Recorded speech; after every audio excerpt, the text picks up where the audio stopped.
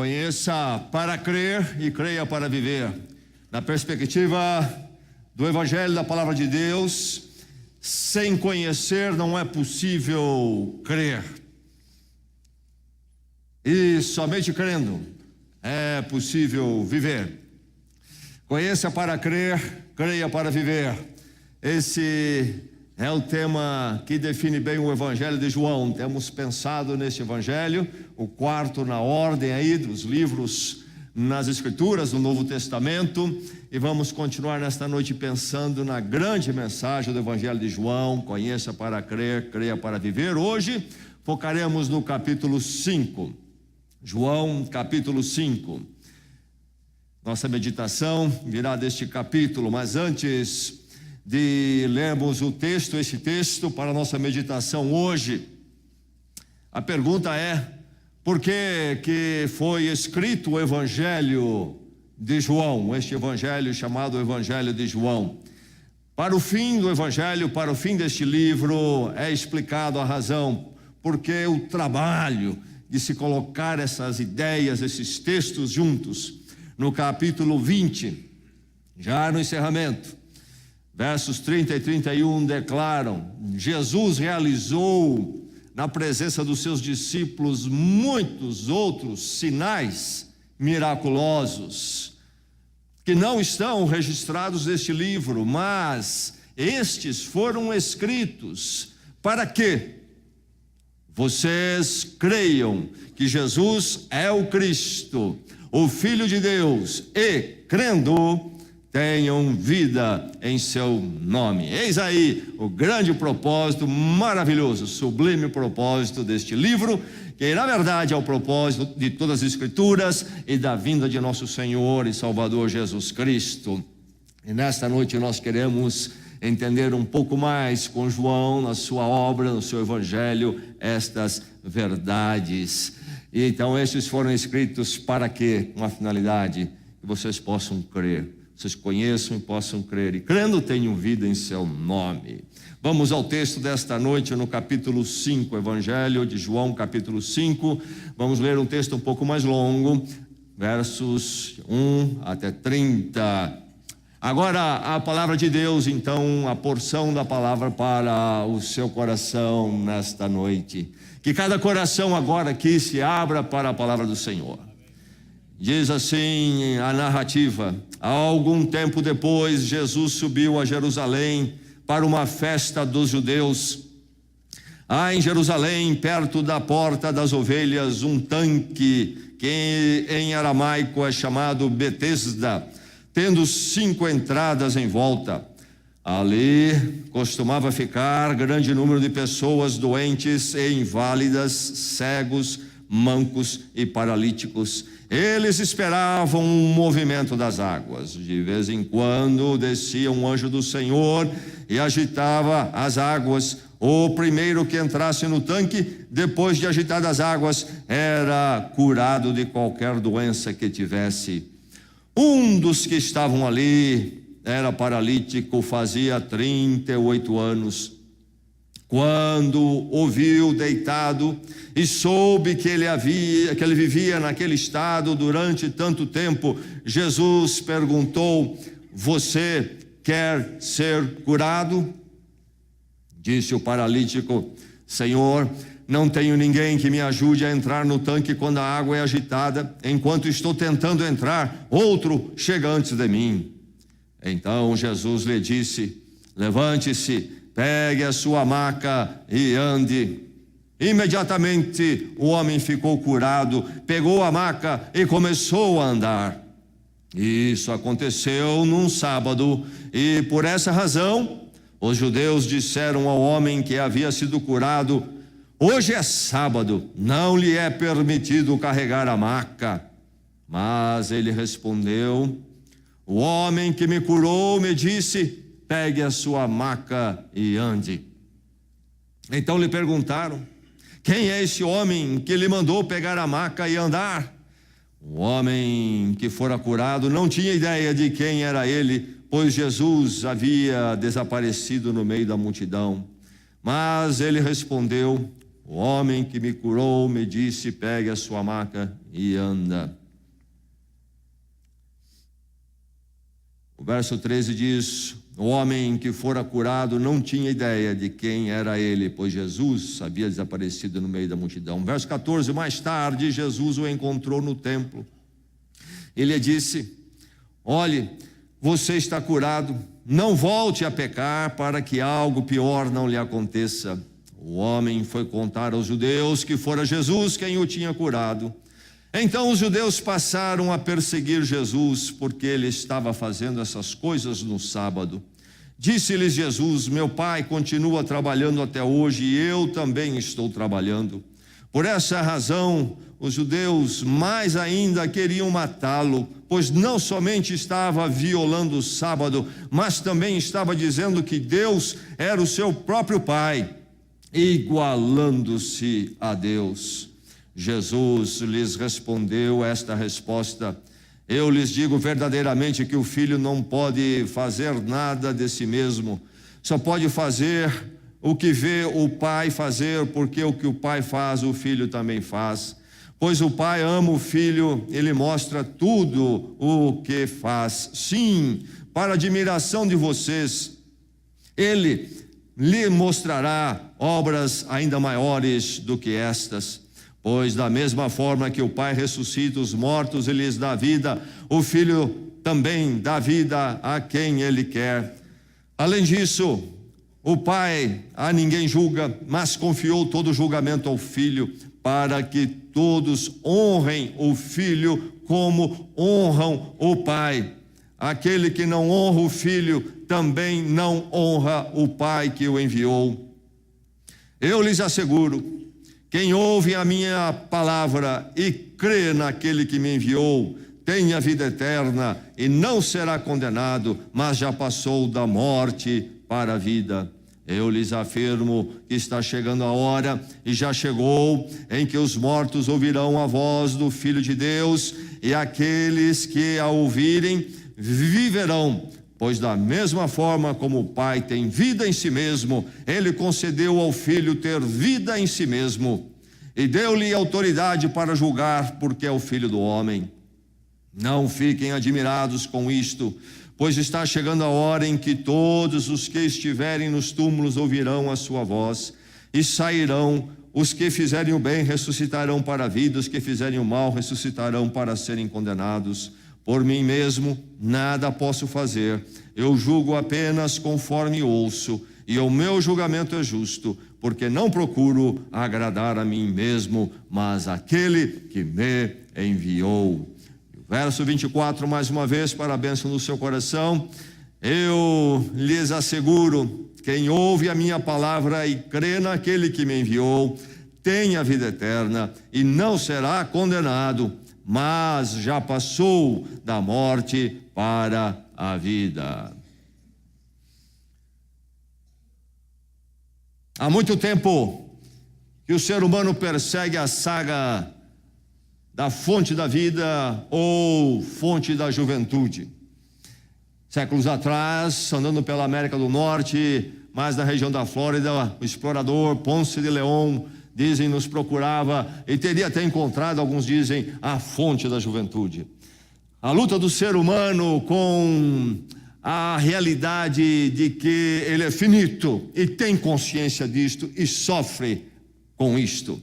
No dizer dos filósofos existencialistas do século passado, há uma angústia no ser humano por causa dessa consciência, da incerteza da finitude com a qual ele vive e tem consciência diferente de tudo mais neste universo. E grande angústia a questão da vida eterna.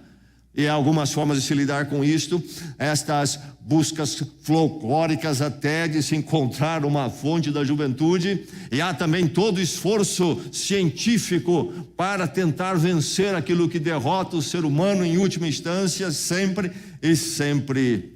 E há também os caminhos dos anestésicos, daquelas coisas que nos levam a fugas, para não enfrentarmos a angústia e a realidade de que nós somos realmente muito infinitos. E agora nesse texto, Jesus vem fala de vida eterna.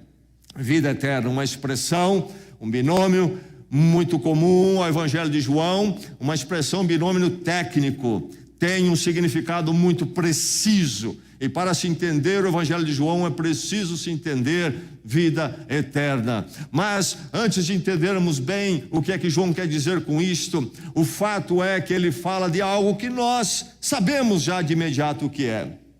Vida eterna, vida eterna. E diz aqui, quem crê tem a vida eterna. Quem crê tem a vida eterna. E o que esse texto fala ao seu coração, à sua vida nesta noite, de forma muito clara, contundente, é que você precisa crer. Este texto, falando de vida eterna, mais uma vez no Evangelho de João, de forma muito objetiva e específica, lhe diz: creia para ter a vida eterna. Você já creu para ter a vida eterna. Você já tem a vida eterna porque creu, você já creu porque tem a vida eterna. O que é que você pode dizer de você mesmo, diante da sua finitude, da sua realidade, comum a todo ser humano? Quando no Evangelho de João, o Senhor Jesus Cristo fala em vida eterna e fala que é preciso crer, onde está você em tudo isto? Você está no paliativo, na fuga? Você está na esperança que o conhecimento humano haverá de responder e um dia trazer recursos para você não ter mais essa angústia? Ou você está esperando alguma coisa folclórica ou mística que há de acontecer aqui ou ali? A palavra de Deus vem dizer a você: nenhum desses caminhos serve, você sabe que não serve.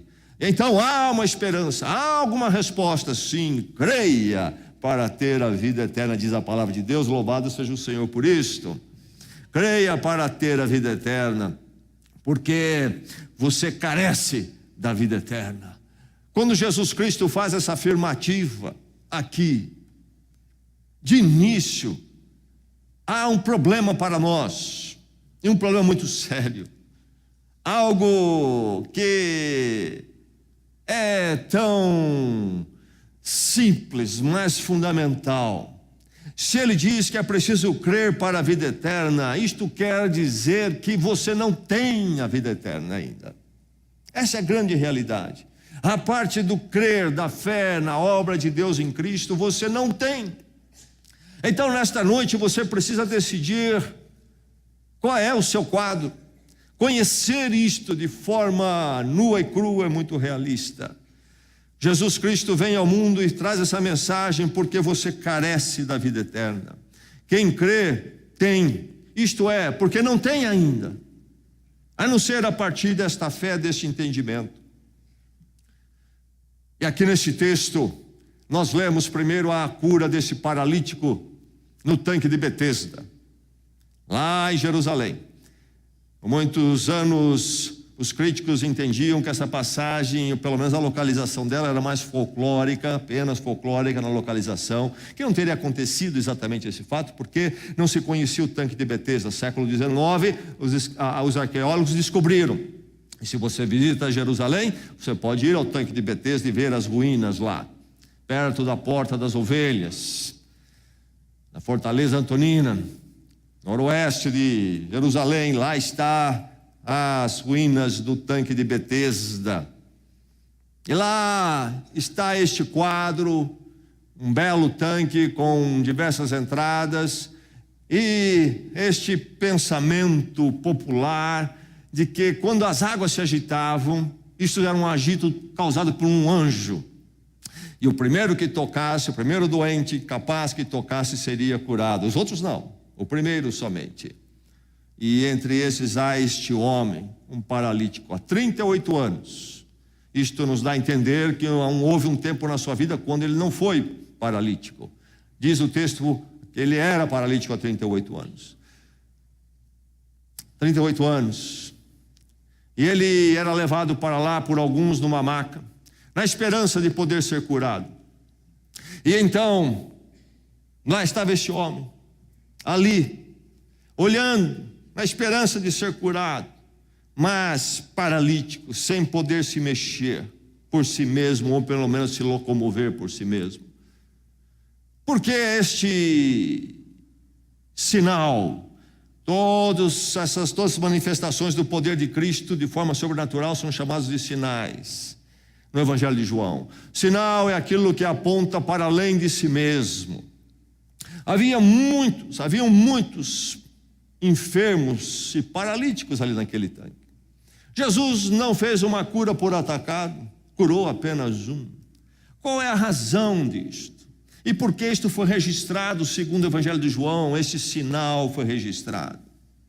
Esse paralítico, sem condições de fazer nada por si mesmo e condenado àquele estado, preso àquela condição, é um sinal que fala de mim e você. Não temos a vida eterna, somos semelhantes àquele paralítico. Queremos, ansiamos pela fonte de água viva, pela cura, pela libertação dessa condição. Mas, por mais que tentemos, 38 anos, não há solução para isto. Que lamentável, é uma prisão, é uma condição muito estável, lamentavelmente estável. Quem somos nós, senão este inválido, esse paralítico do ponto de vista espiritual? Não temos a vida eterna, não temos a vida eterna. Sabemos disto na nossa finitude e naquilo que nós somos. Mas o verso 25 diz, Jesus falando: eu lhes afirmo que está chegando a hora, e já chegou, em que os mortos ouvirão a voz do Filho de Deus, e aqueles que a ouvirem viverão. E aqui nesse texto nós encontramos a vida já e a vida depois. Isto é, a vida chegando agora ao coração do ser humano, como chegou a vida daquele paralítico. Mas também a vida depois, que é a ressurreição, chega já. Encontramos a vida eterna já, a vida com Deus agora. Mas mesmo quando a morte bater à nossa porta, sabemos que em Cristo, no poder de Deus em Cristo, ela não é a última palavra, a ressurreição é um fato. Enfim, a vida eterna começa já, e por isso, quando chegar a morte, haveremos de ultrapassar na vitória em Cristo. Mas você não tem.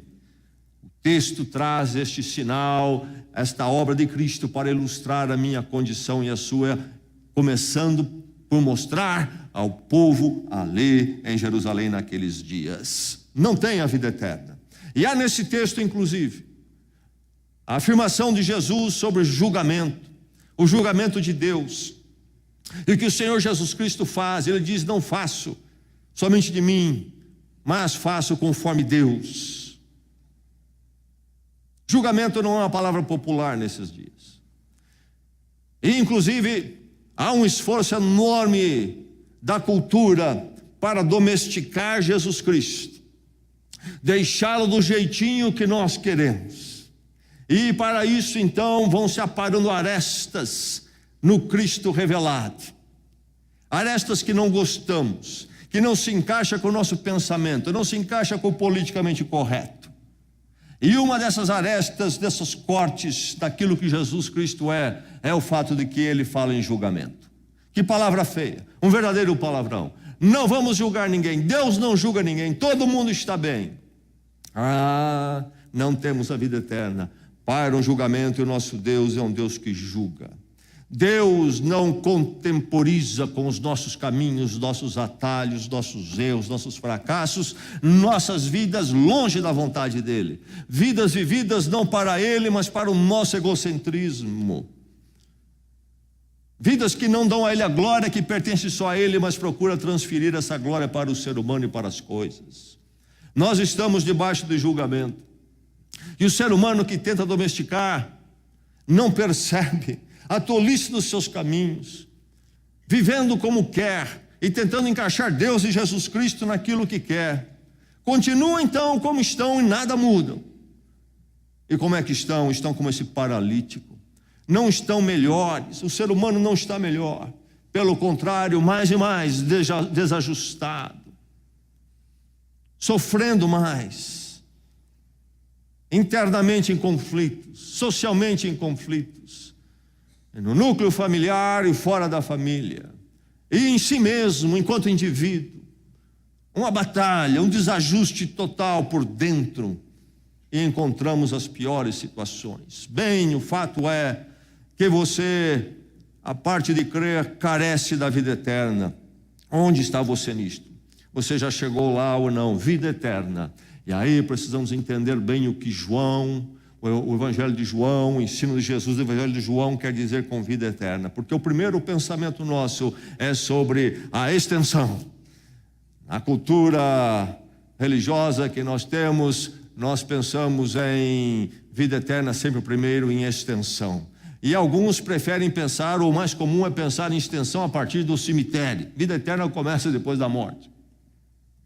É verdade que se fala em vida eterna nas Escrituras Sagradas de forma extensiva, isto é, inclui extensão também. Há de ser uma vida para sempre com Deus. Mas a vida apenas para sempre, como nós somos, seria um castigo, na verdade. Você vai poder viver para todo sempre, isso mesmo, você vai continuar levantando, trabalhando, esperando uma folga, um passeio, e trabalhando, esperando uma folga, um passeio, trabalhando, e talvez podendo comprar alguma coisa, e depois trabalhando mais, e você vai ficar assim por milhares de anos. E nessa condição como você é mesmo, com todos esses sofrimentos e conflitos, isto não tem nada de atrativo. Vida eterna se envolve extensão no ensino de Jesus Cristo, no Evangelho de João. Primeiramente, envolve não a extensão, mas a qualidade. O que é que muda? No que é diferente? No que é sublime comparado à vida comum que estamos vivendo, isto é, a vida sem vida eterna.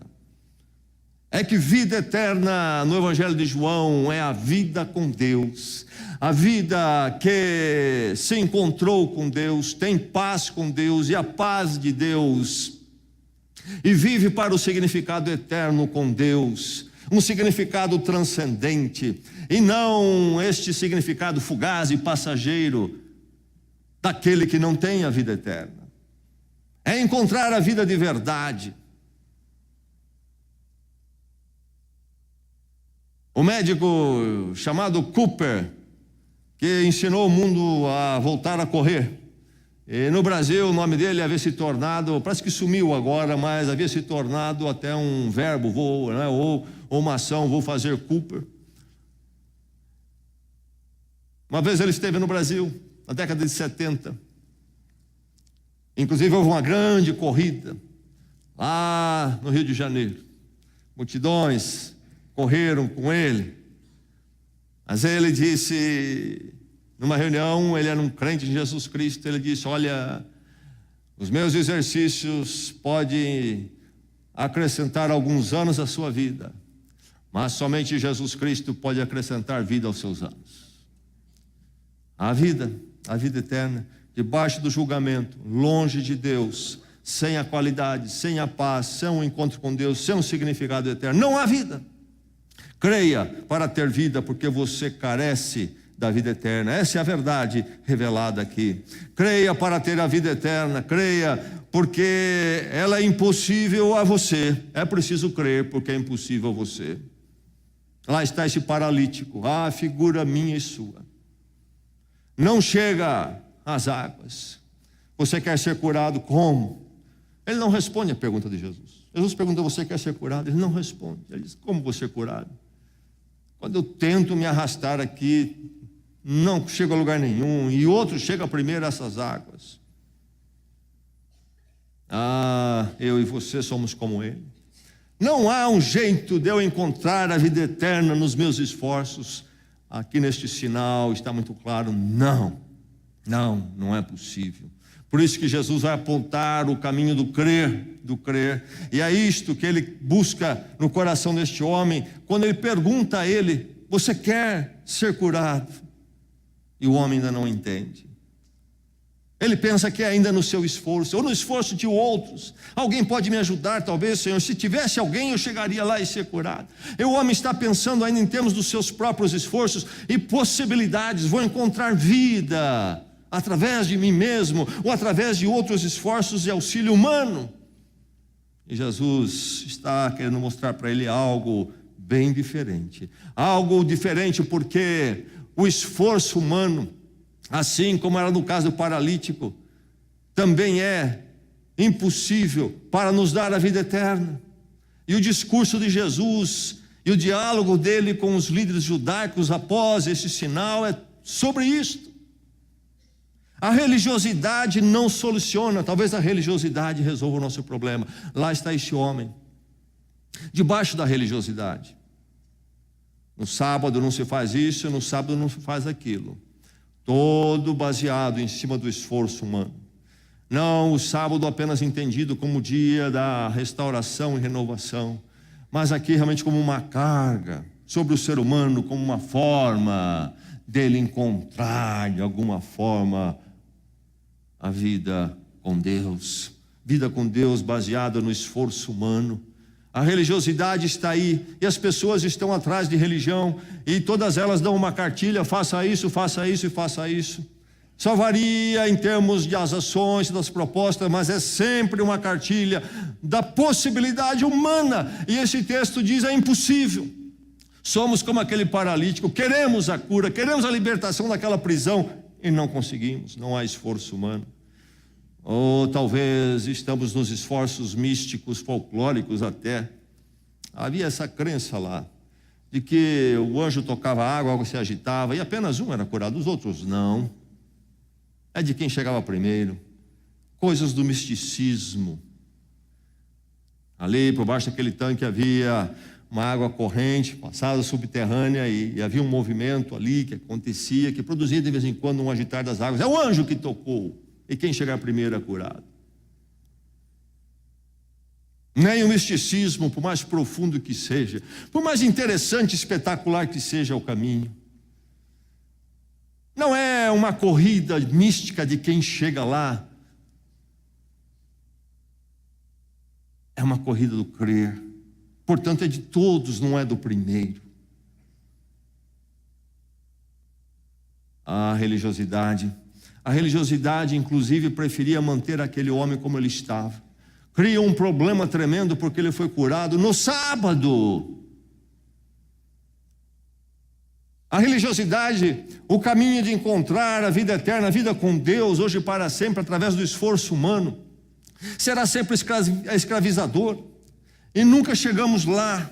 E nos mantém naquele estado. E não encontramos a vida eterna. Você conhece alguém, através dos esforços humanos, que tem encontrado a vida eterna? Tem a paz com Deus para sempre, de uma vez por todas? Não, porque não é possível por aí.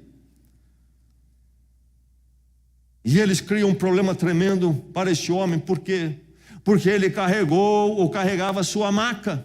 Era uma maca, a palavra no original, uma maca na qual ele era trazido por alguém. Talvez duas pessoas, então, colocavam na beira do tanque. E agora Jesus diz: levante-se, toma essa maca e anda. E ele carrega a maca. Como você está carregando uma maca no sábado? É verdade que no decálogo dos mandamentos o sábado deve ser guardado, mas depois os rabinos estenderam isto para muitos regulamentos. Aliás, havia 38 situações que não se podia realizar no sábado. Inclusive uma delas era: não podemos carregar nenhum peso. E eles discutiam, inclusive, se poderia se usar o dente falso no sábado, porque está carregando um peso. E aqui agora este homem carrega a maca, e a religiosidade bate de frente. É mais importante se cumprir as coisas do que encontrar vida de uma vez com todas em Cristo Jesus. Cristo vem para arrebentar tudo isto e nos dar vida. Louvado seja o Senhor. Creia para ter a vida eterna, porque ela é impossível a você nos seus esforços. Mas creia para ter a vida eterna, porque Cristo possibilita, então, e aí está a grande mensagem: possibilita a vida eterna a você. Surge aqui. Já fomos apresentados, se você leu, esteve conosco no Evangelho de João, a Jesus Cristo em muitas formas, mas aqui mais uma vez somos apresentados a Ele. Quem é o Senhor Jesus Cristo? É este que vem nesta autoridade, autoridade que nenhum outro ser humano pôde ter ou pôde dizer que tinha na nossa história. Diz aqui que por essa razão os judeus ainda queriam matá-lo, pois não somente estava violando o sábado, mas também, diz o verso 18, porque queriam matá-lo, mas também estava se dizendo que Deus era o seu próprio Pai, igualando-se a Deus. Quem é este? Quem é este que chega falando e fazendo o que faz, e falando o que fala? Quem é este? O verso 21, pois da mesma forma que o Pai ressuscita os mortos e lhes dá vida, o Filho também dá vida a quem Ele quer.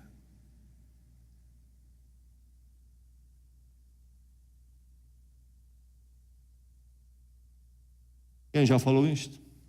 Quem poderia falar? E se um dia nós falássemos o que nós íamos dizer, você ficou louco. Você perdeu a ideia de quem você é. O Filho também dá vida a quem Ele quer.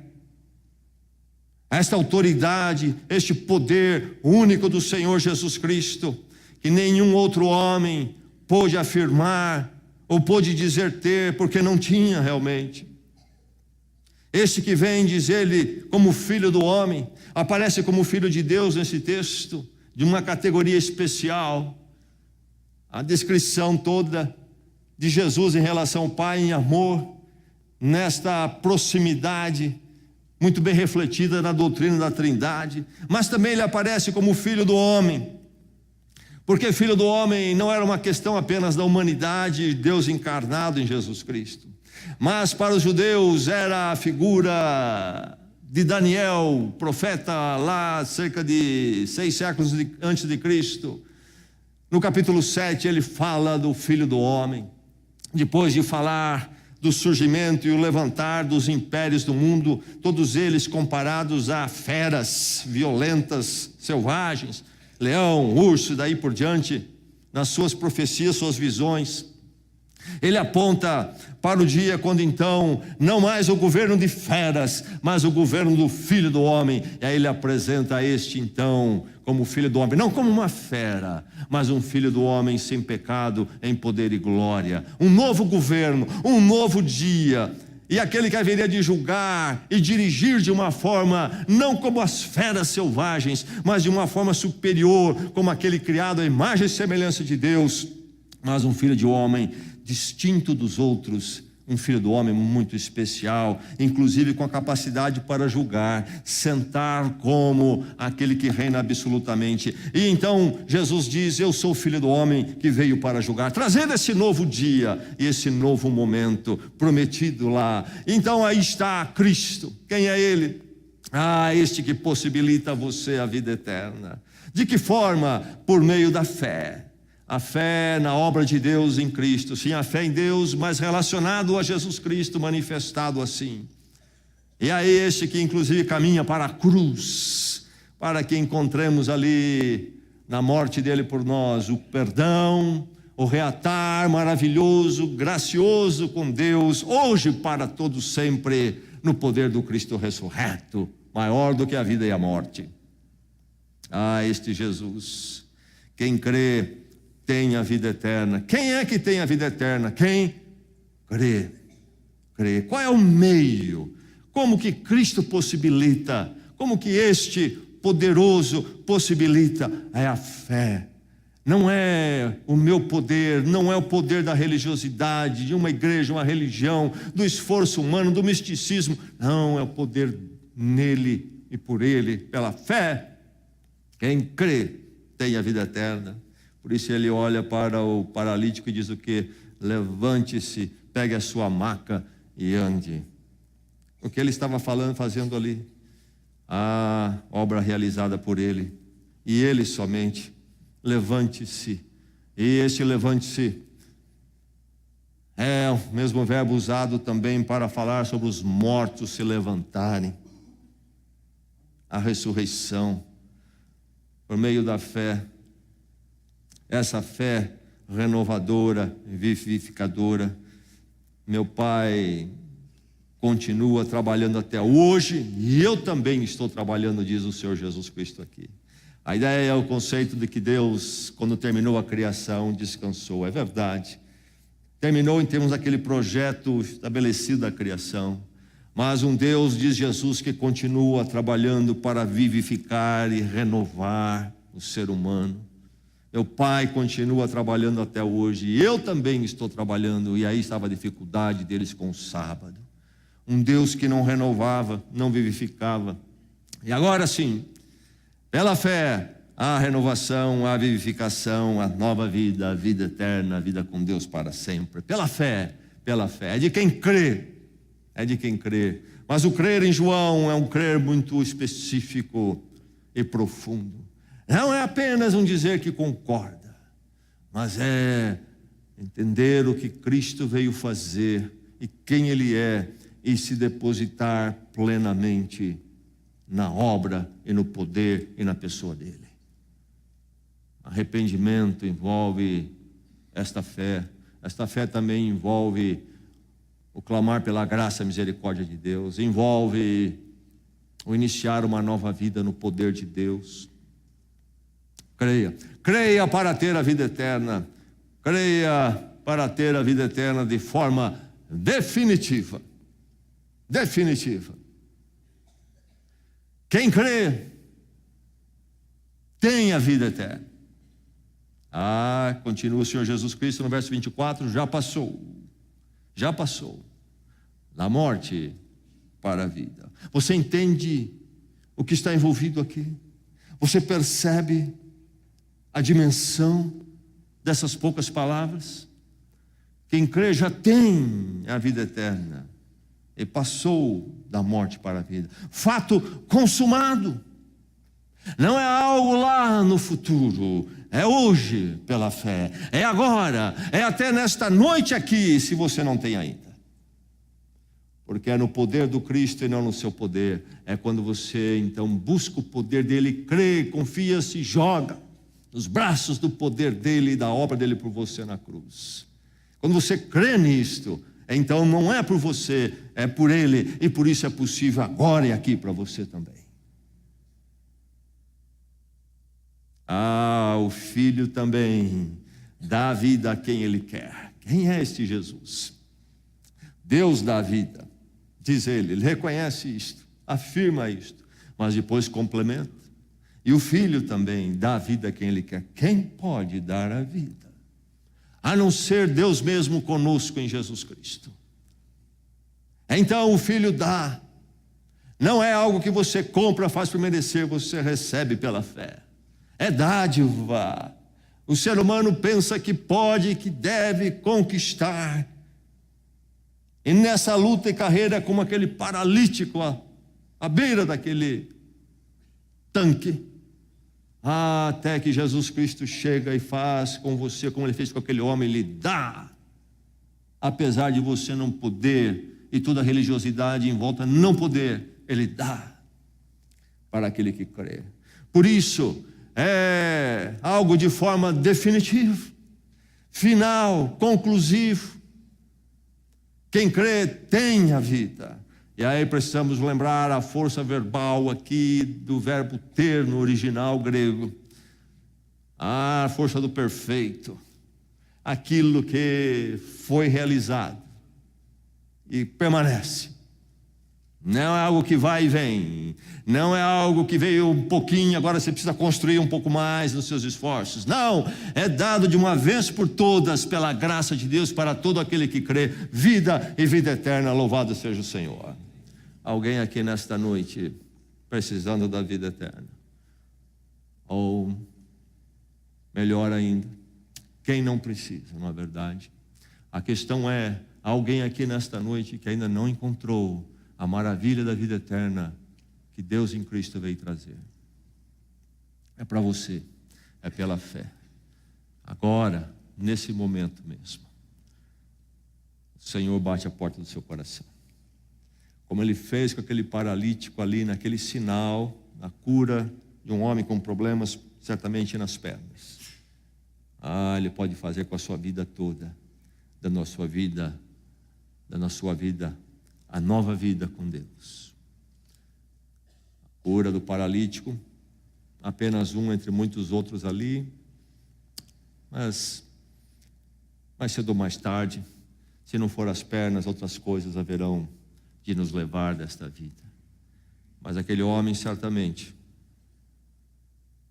que já não está mais entre nós, está na presença do Senhor para todo sempre. Encontrou vida com Deus ali. Da mesma forma você pode encontrar com o Senhor. E mesmo